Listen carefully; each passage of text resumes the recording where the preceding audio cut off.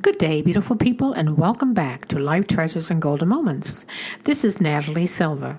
I hope everybody's doing well out there and having a good week and everything. And I just wanted to let you know I'm a couple of days late in honoring our veterans, but today I would like to dedicate this program to all of our veterans everywhere, past and present, to give our thanks. We had a little bit of flooding in my studio, had a little pipe break, and so I'm a little behind on my recordings today, but we got that all fixed, and I had to move from another area up to another area, so I hope you can hear me well today. So I want to start out by explaining again what Veterans Day, for ones, most of us know what it's for, but for you that do not, I will share this information again. You know, Veterans Day was originally known as Armistice Day years ago. And as you know, it's a federal holiday in the United States, and we observe it annually on November 11th for honoring military veterans who have served in the U.S. Armed Forces. Veterans Day was set aside to thank and honor all those who served honorably in the military in wartime and in peacetime. Veterans Day is always celebrated on November 11th every year in honor of the 11th hour, the 11th day in the 11th month of 1918 that signaled the end of World War I, known as Armistice Day. So that is the information on Veterans Day for you that didn't know what it was. But I think most people know what it is. So today I have several stories I want to share with you, and I hope I can work them all in. And the first story is called Heroes in Plain Clothes. And the author is Renee McLean, and I think you will like this one. It's about a gentleman who was in the service and is now retired. I'll warn you, he's really rough around the edges, gruff, with strong opinions.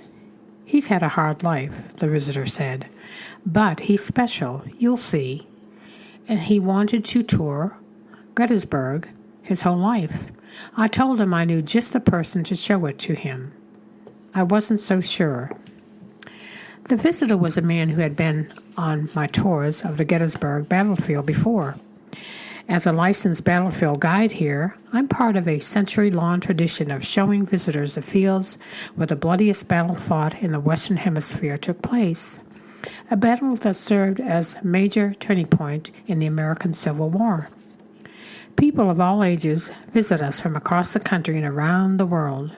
They come from all walks of life, all levels of education.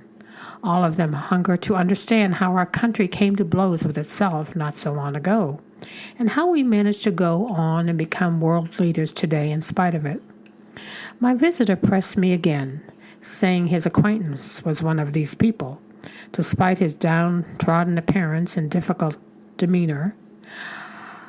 I'd already done many tours that day, but something in my visitor's eyes convinced me to take him and his friend on a tour. "Great," he exclaimed. "I'll take you to the truck." We walked to the parking lot where I met Medal of Honor recipient David Dolby, a big burly fellow with a bushy gray beard. He smiled as he struggled out of the pickup truck with his cane. His clothes had seen better days, and his swollen, bruised feet were clad in flip-flops, but his sky-blue eyes twinkled, and from his neck hung the Medal of Honor, suspended from a ribbon with its field of blue with white stars, absolutely spotless. I knew that decoration immediately because the Medal of Honor is a specialty of mine. It's the highest military decoration a soldier can receive in the United States. Most of us know it as the Award for Bravery, Above and Beyond. Of the millions who have gone to war under our flag, fewer than 350,000 have received it. Dolby, who was awarded the medal for his actions in Vietnam, was the first recipient I've ever met, the privilege of a lifetime. As we drove through the battlefield, it became clear that Dolby knew a lot about Gettysburg, but had never seen it before. Like so many of our visitors, he was astonished at its shape and its size and the scope of it. He talked nonstop about the horrors of Vietnam, how the government let the returning veterans down, how some officers didn't know what they were doing, how the war destroyed his health. I didn't expect the Dora talk, but this man was about to teach me what real patriotism is, what it sounded like. As we wound our way through the sights like the Peachtree Orchard and Pickett's Charge, his attitude changed. He couldn't contain his admiration for the soldiers and the sacrifices they had made to defend their ideals. At our stop in the wheat field, a bloody conflagration named the Whirlpool of Death by the soldiers who fought there, he tearfully said, "Good God, these boys were one of a kind." I reminded him that he'd seen some serious combat himself. It was May 1966, and Ankai and Specialist 4th Class Dolby was serving his first tour of duty when his platoon walked into an ambush in a flash. The enemy killed 6 and wounded 6 others, including his platoon commander. In the 4th-hour battle, Dolby took command, carried comrades to safety under fire, assaulted enemy machine bunkers until he ran out of ammunition, and marked enemy positions so that airstrikes could stop the attack once and for all. One of his wounded comrades, who was quoted in Dolby's obituary, said that Dolby was the bravest man I ever knew, maybe the bravest that ever lived. He saved all of us. Dolby volunteered for 4 more tours of duty after that battle, which earned him the Medal of Honor. He also received many more accolades, the Silver Star, the Bronze Star, and the Purple Heart.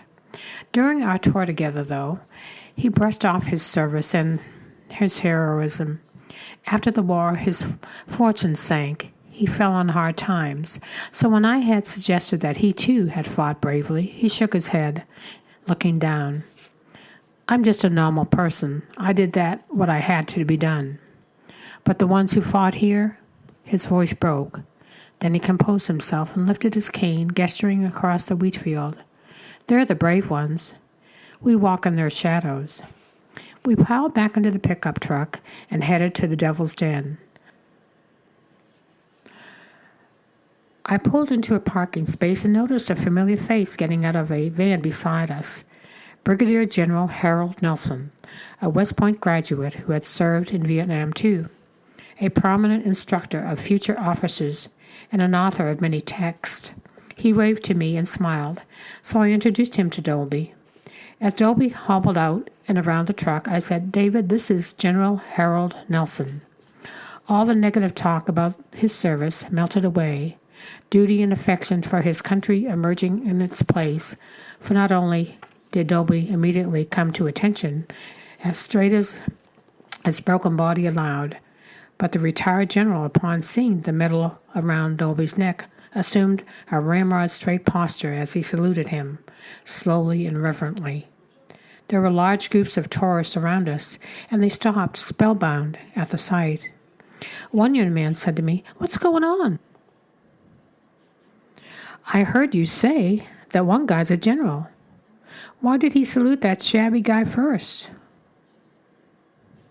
I told him that when members of the armed services see another wearing the Medal of Honor, it is their duty to salute him or her first, no matter their rank, to show their regard for the medal, wearer's bravery, and his patriotism. The boy said, "That's cool. A brave guy doesn't need a bunch of stars or a uniform to be brave, right?" I'll never forget that day or that moment. 2 modern American men, 2 modern American warriors, ranks apart and thousands of miles from their battlefields, heroes in plain clothes, standing on a long-ago American battlefield, bound by respect and a love of country, for which they both, in their time and in their place, gave their all for us.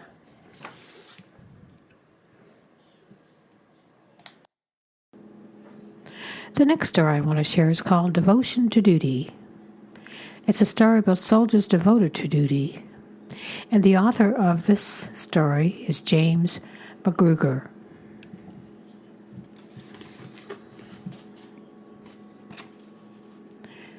Tom Brokaw calls them the greatest generation, the men and women who came of age during the Great Depression and the Second World War and went on to build modern America. But baby boomers like me didn't think of the men who answered the call of their country in the 1940s as the greatest generation. We simply thought of them as our fathers. What it was that compelled these young men to be willing to line up to enter the line of fire to defeat ruthless enemies? Men like Harlan Block. Block is in what has been called the most famous photograph ever taken. The iconic shot of the Six Flag raisers on Mount Cerbuchi at Iwo Jima in this photo. Block is at the base of the pole, planting it into the ground. He enlisted in the United States Marine Corps with all of the senior members of his high school football team. Why? Many reasons, but one in particular, a steadfast devotion to duty. These men were rugged, self-reliant, yet surprisingly reticent. They rarely spoke of what happened over there, seldom revealing and never broadcasting their individual roles or collective victories in this ugly war. This attitude is epitomized by John Bradley, also one of the Six Flag Raisers. He is the second man from the right in the flag raisers photo. Bradley's son James, author of Flags of Our Fathers, said this about his father in a speech commemorating the event in 2000 at the 55th anniversary of the Battle of Iwo Jima. So there's my dad and the tallest bronze monument in the world. That's about all we knew growing up. He wouldn't talk about Iwo Jima. He would always change the subject. My father had kept his heroism a secret from his wife, from his family, and his community for half a century. When our men came home from World War II, they never looked back.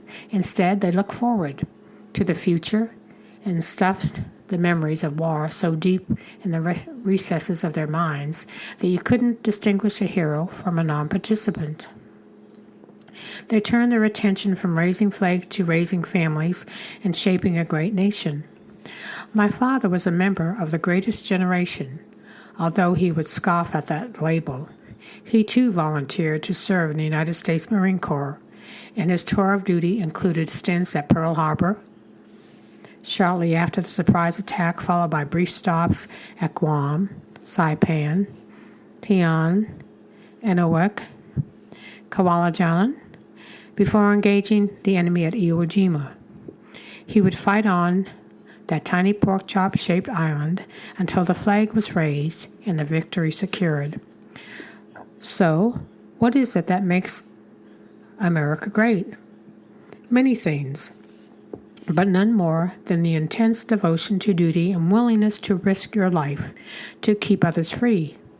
In his speech at the 55th anniversary of the Battle of Iwo Jima, Bradley struck this compelling comparison. This was America's battle. What else can you call a battle that in one day had more casualties than 2.5 months at Guadalcanal? Normandy was terrible, but at the end of the day, at the end of 24 hours, you and I could have a tea party on the beaches of Normandy. It was completely safe. Boys died on the beaches of Iwo Jima, on the beaches for 2 weeks. When the war ended in 1945, my father was honorably discharged and resumed his college education. He graduated with a bachelor's degree in finance in 1947 from Northeastern University in 1948. He married my mother, and by 1950 would have the first of 6 children over a 10-year span. I was the third, and growing up in the 1960s, I watched many television shows glorifying the war. Invariably, my siblings and I nagged my father to tell us about his role in this conflict. He wouldn't bite. He dodged all our questions, including the ones that would have revealed his heroism. and he dismissed the bronze star we found buried in the bottom of his drawer of his dresser. They had a few left over after the war, so they gave one to me as a souvenir, he said. It wasn't until I was an adult with children of my own that my then 95-year-old grandmother set the record straight. Late one August evening, she dug out his letter of commendation for bravery in the line of duty at Iwo Jima. My father had nonchalantly enclosed it in a Christmas card he mailed her in 1944. He never mentioned the letter in the Christmas greeting. He scrawled inside the card. In 2008, at 88, he died after a 5-year battle with Alzheimer's after all these years. I remained curious about the details behind the Bronze Star, so at my sister Mary's urging, I picked up the phone and called a man who shared a foxhole with my father in Iwo Jima. His nickname was Ski, and he was my father's closest friend during the war. Ski would later stand up for my father at his wedding. Ski had met me only once when I was a kid, so I wondered how this 91-year-old man would respond to my phone call 7 decades after the war. I had one advantage. I was named after my father. Ski was delighted to hear from me and warmly answered my questions about my father with joy, gentleness, and grace. How did my father feel about being in this war? I began. He simply accepted it, Ski replied. He used to say, there's a war going on and we're in it, so that's the way it is. Did you have any close calls? An enemy exploded a shell near us on the edge of our foxhole late one night. For some reason, the shrapnel exploded away from us. Had it exploded toward us, we would have died together that night. My father had a bronze star in his drawer. Can you tell me how he earned it? Ski paused. I waited for his answer. We both earned one, he said quietly, and I don't remember how we earned it exactly. You don't remember? No, but it doesn't matter. I pressed him. Why doesn't it matter? Because at the time, we both said we earned it for the same reason. What reason? We used to say we earned it for doing our jobs. We were there to do a job. We did it. The war ended, and we came home. That's it. This calling to serve is not reserved only for our fathers. Today, our sons and our daughters still answer the call to serve their country, to keep us safe and free. It all begins with a personal devotion to duty, a duty that has made great men and women and a great nation.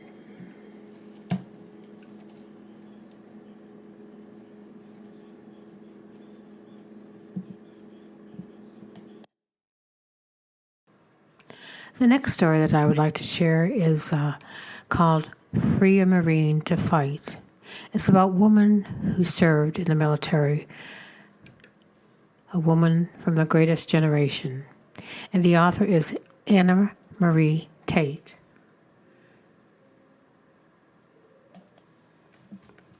Mom could hardly contain her excitement as we packed the car. We were headed to Washington, D.C. to visit my sister Marie. This family get-together had been planned for months. Mom had baked for the past 2 days. I'm pretty sure we loaded more food storage containers and luggage into the car that day. Mom's dedication to being prepared was no surprise. She had been a United States Marine during World War II. At the tender age of 20, as President Roosevelt implored all Americans to do their part, Mom heard the call and took it more seriously than most young women. A poster she saw on the subway was convinced her to join the U.S. Marine Corps. The sign read, "Be a Marine, free a Marine to fight." In the picture, a young woman smartly dressed in a uniform stood holding a clipboard in front of a military plane. By the end of the day, Mom had signed up on the dotted line. Her decision met with enthusiastic negativity on the home front. Mom's younger brother had already quit high school and joined the Navy. He was headed for the South Pacific. My grandmother was to say the least perturbed to learn that her only other child was leaving home for the military. Hiding her feelings was never my grandmother's strong suit. She pitched a fit. My grandfather, on the other hand, cried. Mom stood her ground, though, and in March of 1943, she headed off to Hunter College in New York, where the first platoon of United States Marine women recruits gathered to train. By the end of the war, she had been promoted to sergeant and served in Washington, D.C. and Philadelphia. She put her secretarial skills in high gear so that she could free a Marine to fight. That's exactly what she would tell you if you asked why she enlisted. Fast forward about 50 years, and her own platoon of children was plotting to surprise her with a tour of the National Museum of the Marine Corps. "Where are we going?" she said, as we all piled in the car. "Oh, we thought we'd take in some sights, Mom. You must know your way around Washington. I haven't been here in 50 years. "That's okay, Mom. I heard they haven't moved any of the important stuff anyway," I said. She rolled her eyes at me. "Oh, you, behave yourself." The National Museum of the Marine Corps is located in Triangle, Virginia, so Mom began to get a little suspicious as we left D.C. and were passing through Arlington.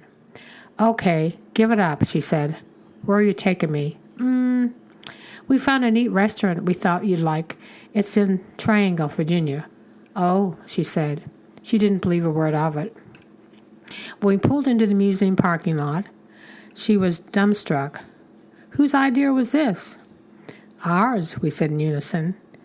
"Can we go inside?" "Sorry, Mom, it's only for active military. We just thought you'd like to see the parking lot." "You're not too big to smack, Annie. Now get out of my way. I can't wait to get in there."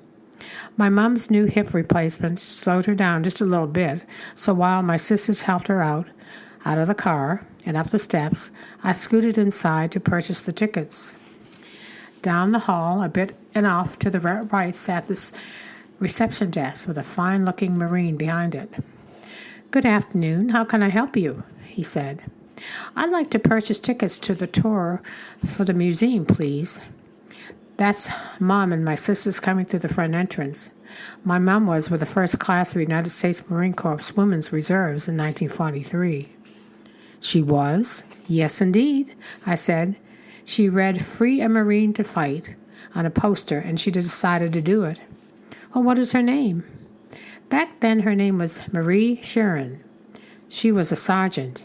He grinned at me and said, "There's no charge for the tour, ma'am. I look forward to meeting your mother." Then he watched Mom, with her slight limp, slowly make her way to the reception desk. When she stepped up to the counter, the young Marine stood at attention, snapped my mother a crisp salute, and barked in a drill sergeant style, "The National Museum of the United States Marine Corps is ready for your inspection, Sergeant Sharon." Slightly stunned, Mom saluted back and told him to stand at ease. Then we walked as a shy smile crept across her face. I think she had trouble coming to grips with being recognized. The young Marine emerged from behind the desk to shake her hand, but Mom would have none of it. Instead, she hugged him good and strong, with a force that transcended time. Marine to Marine, they embraced. She held him fast in thanks for his genuine kindness and respect for her. "Semper Fi, young man." "Semper Fi, Sergeant Sharon.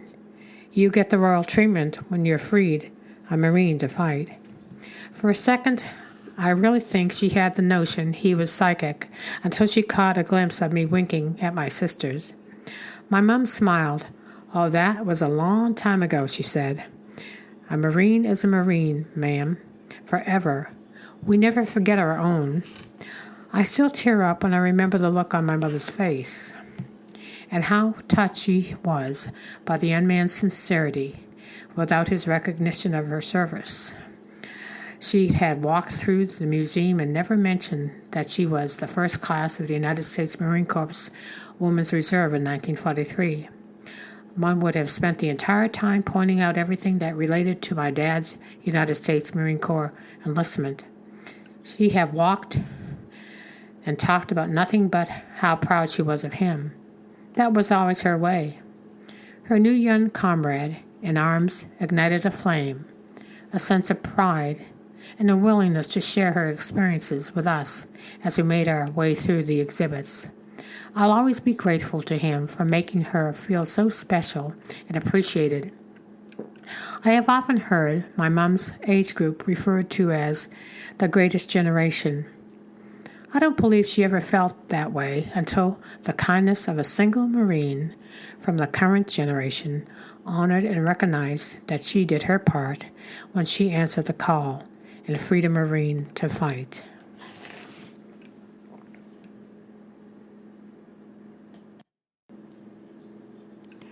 Only in the agony of parting do we look into the depths of love, as expressed by George Eliot. The last story I'd like to share with you for today is called I Love You More.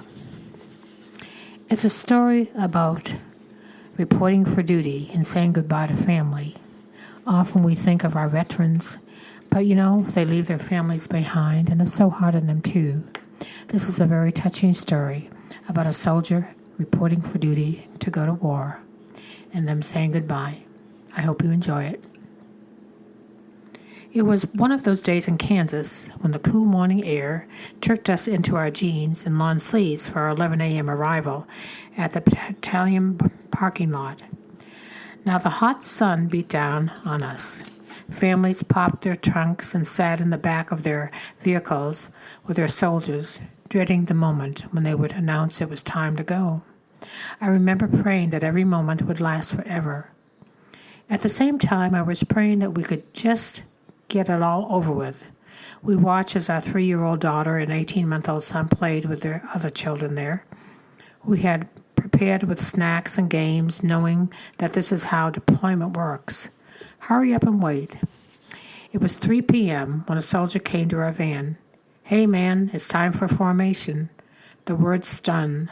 My husband turned to me like it was just another day. Okay, let's go.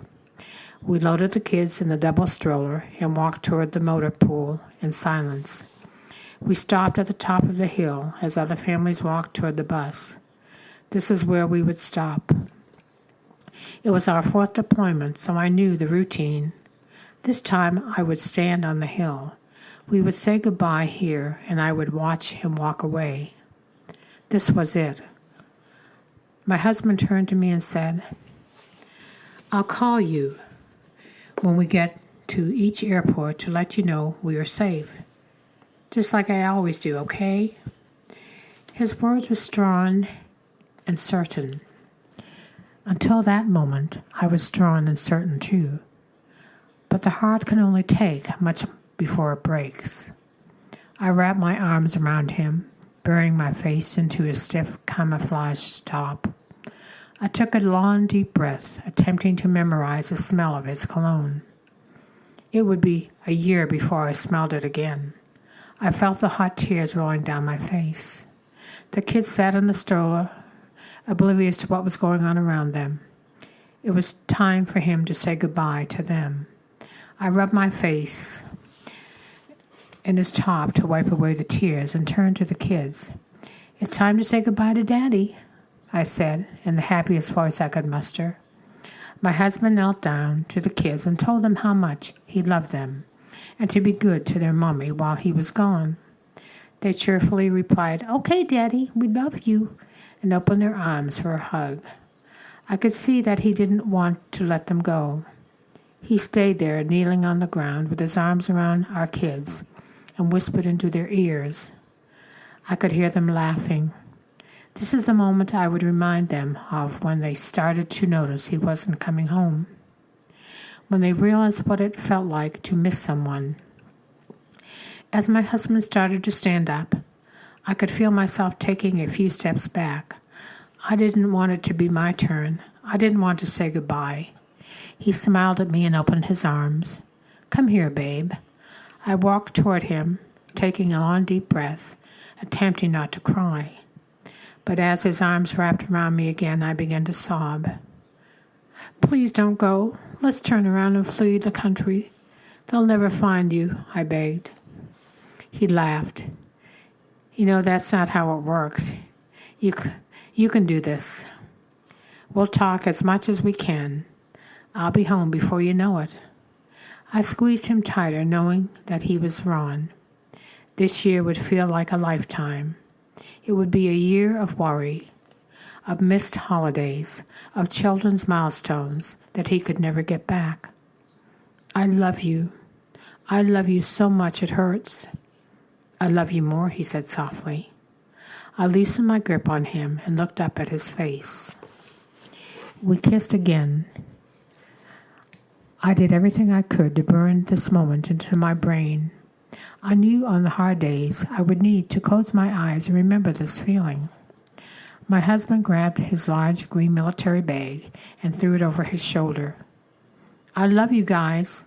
I'll talk to you soon. Be good for Mommy."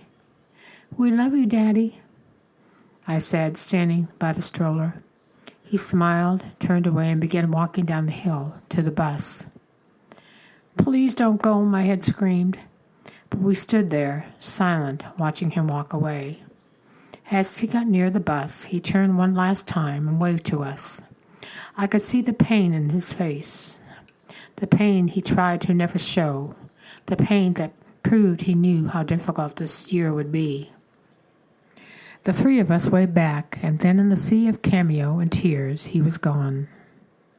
Two of my friends and their children walked over to us. We stood there on the hill. Our three families watched until the bus drove our soldiers away. We would get through the hardest days of that year with each other and the memories of those hugs, kisses, and "I love you" mores.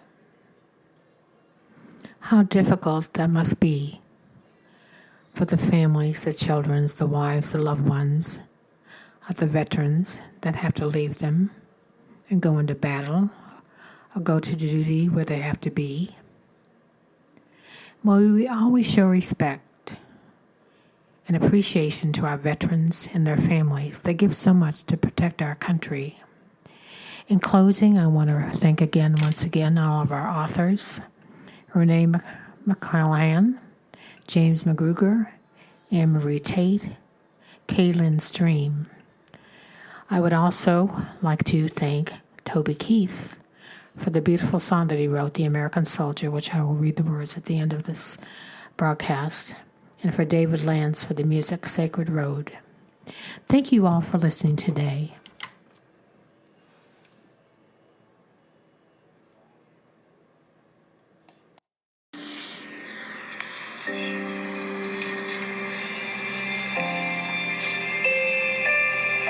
I'm just trying to be a father. Raise a daughter and a son. Be a lover to their mother. Everything to everyone. Up and at 'em bright and early. I'm all business in my suit.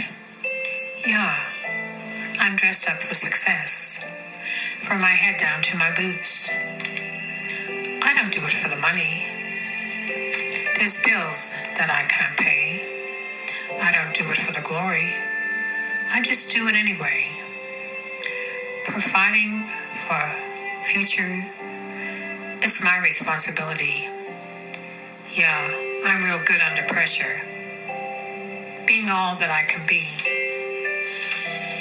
And I will always do my duty, no matter what the price. I've counted up the cost. I know the sacrifice. Oh, and I don't want to die for you. But if dying's asked of me, I'll bear that cross with honor, 'cause freedom don't come free. I'm an American soldier, an American. Beside my brothers and my sisters, I will proudly take a stand. When liberty's in jeopardy, I will always do what's right. I'm out here on the front lines. Please sleep in peace tonight. An American soldier. I'm an American soldier. Yeah, an American soldier. An American. Beside my brothers and sisters, I will proudly take a stand. When liberty's in jeopardy, I will always do what's right. I'm out here on the front lines, so sleep in peace tonight. An American soldier. I'm an American. An American. An American soldier.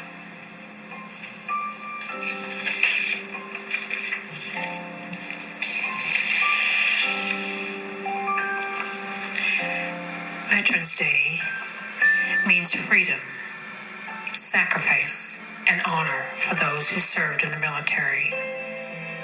It also means to give thanks to people who served, because without Veterans Day, many Americans would forget them and the sacrifices that they've made. We should always show veterans and thank veterans for their duty and show them respect and show them our thanks. So today, in honor of all veterans everywhere who have been here and who have passed, we thank you and may God bless. Thank you for listening today. And until next time, you all take care too and may God bless. This is Natalie Silver with Life Treasures and Golden Moments.